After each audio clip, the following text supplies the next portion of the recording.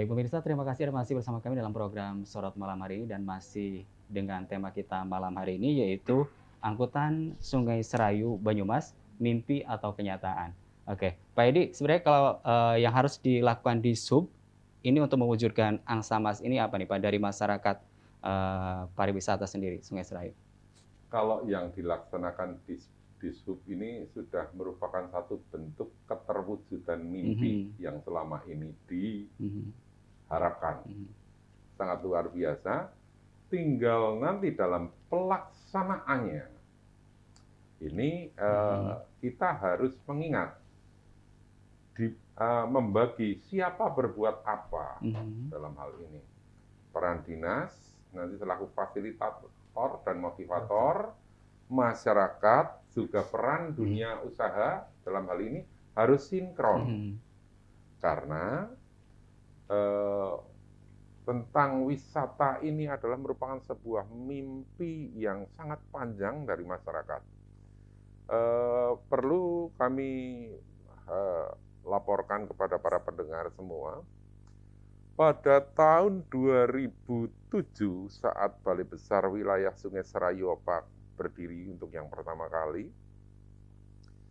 kalau para pendengar pernah mendengar tentang Festival Serayu itu penciptanya adalah kami. Perahu naga ya, oke. Itu dimaksudkan adalah sebagai upaya menumbuh kembangkan wisata. Oke, menarik. Jadi, perhatian masyarakat ya. Minat perhatian masyarakat sampai di mana sih?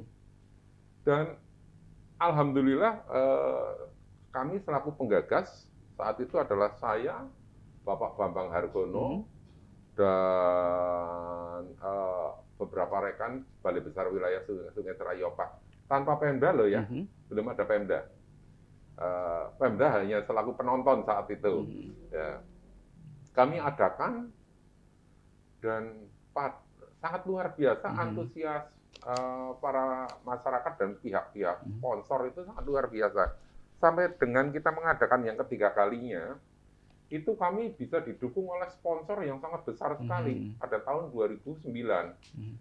2010 program kami disatukan, diminta oleh kabupaten untuk masuk pada kalender wisata. Dan ini juga merupakan sebuah kepedulian dari pemerintah setelah melihat geliat-geliat yang ada di masyarakat. Demikian, Mas. Pak Taryono, untuk mewujudkan angsa emas ini tentunya banyak stakeholder yang terlibat di dalamnya, begitu. Tidak hanya dari dinas, mungkin dari kementerian, seperti apa sih dan siapa saja yang terlibat untuk kemudian mewujudkan angsa emas ini? Oh iya, baik Pak Ari. Betul sekali yang disampaikan oleh Pak Edi tadi bahwa kita ini berupaya-upaya kolaboratif yang tidak mungkin kita laksanakan sendiri, apalagi kalau program top down itu seolah-olah semuanya dari pemerintah, kita sudah, saya kira tidak harus seperti itu, makanya kita lebih kepada berbasis masyarakat, melibatkan masyarakat, melibatkan semua stakeholder, baik internal pemerintah kami di pemerintah Kabupaten Banyumas, kemudian ada stakeholder eksternal. Eksternal pun ada dua, baik yang dari pemerintah seperti Dinas Perhubungan Provinsi, yang pasti adalah Kementerian Perhubungan. Kalau inilah Kementerian Perhubungan melalui Direktorat Jenderal Perhubungan Darat yang memberikan bantuan kepada Pemkab untuk membangun tadi infrastrukturnya, dermaga itu anggarannya APBN semuanya. Dari sana kita minta diberikan hibah bantuan kepada Pemkab Banyumas. Kemudian turun ada BPTD wilayah 10 Provinsi Jateng dan DIY sebagai kepanjangan tangan dari Kementerian Perhubungan, Dinas Perhubungan Provinsi Jawa Tengah yang kita sudah berbicara dan alhamdulillah dapat bantuan juga seperti bantuan life jacket, nanti kita distribusikan kepada masyarakat juga, kepada para operator. Kemudian yang di dalam Kabupaten Banyumas sendiri internal, Dinpora, Dinperindak, semuanya, Dinsos Permasdes gitu ya, Camat, Pemdes, kita akan libatkan semua. Termasuk stakeholder yang eksternal non pemerintah, tentu tokoh masyarakat, kemudian media untuk publikasi termasuk dari Banyumas TV acara seperti ini gitu. Sehingga kita harapkan semua pihak yang ada itu bisa dirangkul untuk bersama-sama melaksanakan langkah-langkahnya. Karena dari dinas itu ada langkah-langkah ya. Dari kami melakukan aksi perubahan awalnya, kami mengikuti diklat, pelatihan kepemimpinan pengawas, kami dengan bimbingan mentor Bapak Kepala Dinas Perhubungan Kabupaten Banyumas, Pak Agus Nur Hadi, kemudian menginisiasi ini adanya rencana angkutan Serayu Banyumas atau ANGSA, Mas. Kita juga menciptakan dengan dukungan Dinas Kominfo, Dinas Kominfo Kabupaten Banyumas juga ada aplikasi ANGSA Mas namanya. Jadi aplikasi angkutan Serayu Banyumas. Melalui aplikasi ini kita harapkan calon-calon operator seperti PMPS, Pemdes Papringan dan lain-lain yang sudah punya armada kapalnya, tinggal mendaftar secara online gratis. Tinggal foto, siapa yang bertanggung jawab, foto kapalnya dikirim, kantung bisa kita cetak melalui aplikasi tersebut dan bisa kita kemudian panggil untuk kami kerjasama dengan PPTD Pusuh, rencananya BPTD 10 untuk ada pelatihan keselamatan, sosialisasi, dan mudah-mudahan nanti mohon dukungan Pak Edi, PMP dan semua masyarakat untuk bisa uji coba angkutan Sungai Serayu itu di bulan Juni. Rencananya Juni. Insya Allah dengan dukungan dari pihak semua stakeholder tadi, kami berharap sekali bisa menjadi trigger angkutan Sungai Serayu di Kabupaten Banyumas. Pak, dengan memanfaatkan 31 km aliran sungai ya atau jalur lintasan itu, ada berapa sih Pak dermaga yang sudah dibuat atau rencananya akan ada berapa nanti? Ya baik. Ini dulu kalau kita merunut ke belakang, Mas, sebenarnya kalau usulan dari teman-teman PMPS dulu cukup banyak ya Pak ya, ada sekitar 7 atau 8. Kemudian dari sisi kajian yang sudah disusun oleh Kementerian Perhubungan, setidaknya sudah ada 5 titik yang dibuatkan kajiannya, yaitu ada satu pelabuhan yang cukup besar, rencananya pelabuhan di Desa Kedunguter, Kecamatan Banyumas, yang rencananya besar di situ ada ballroom dan sebagainya untuk ruang pertemuan dan sebagainya. Titik awal keberangkatan kapal dari sana, karena itu titik yang paling mungkin untuk dilayari ya Pak Edi dari situ. Karena yang Desa Petir dan lain-lain dengan kondisi sedimentasi dan lain-lain sudah tidak memungkinkan, ada pendangkalan tidak mungkin dilayari.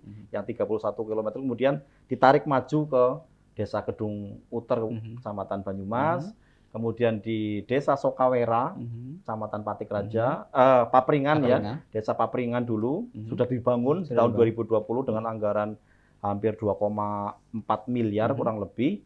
Kemudian sudah dibangun, rencana berikutnya adalah titik Desa Sokawera, Kecamatan Patikraja, itu sudah dibuatkan DED-nya oleh Dinas Perhubungan juga, dan diajukan untuk penganggarannya ke Kementerian Perhubungan. Kemudian di Desa Tumiang, Kecamatan Kebasen, berikutnya adalah Desa Halte Sungai, Desa Tambak Negara, Kecamatan Rawalo yang sudah dibangun juga berbarengan dengan Papringan di tahun 2020, sehingga total yang sudah dibangun 2 titik itu dengan anggaran sekitar 4,9 ya total untuk 2 titik. Yang 3 yang lain berarti halte Sungai Sokawera dan halte Sungai Tumiang, kemudian 1 pelabuhan di Desa Kedunguter. Mudah-mudahan yang 2 ini bisa terrealisasi di perubahan anggaran 2021 dan rencana yang pelabuhan itu untuk multi years mungkin nanti kita menurut rencana Kementerian Perhubungan di tahun 2022 sampai 2023. Berapa Pak rencana anggarannya untuk 3 ini yang akan dibangun? Kalau yang 2 ini kemungkinan akan hampir sama sekitar 2,5 dengan yang sudah dibangun sebelumnya. Untuk yang pelabuhan ini yang kami agak besar mungkin lebih besar pasti. Dulu pernah sampai berapa ya Pak Edi? Karena turun ada sekitar 26 miliar kurang lebih. Dan nanti mudah-mudahan kita berharap dari Kementerian Perhubungan Direktorat Jenderal PSDB ya untuk yang pelabuhan mudah-mudahan bisa terwujud. Kalau yang 4 yang dermaga ini melalui Direktorat Jenderal Perhubungan Darat. Yang dengan halte sungai, atau yang 1 itu kajian yang di pelabuhan Kedunguter ini ke Direktorat Jenderal PSDB, sama-sama di bawah Kementerian Perhubungan gitu.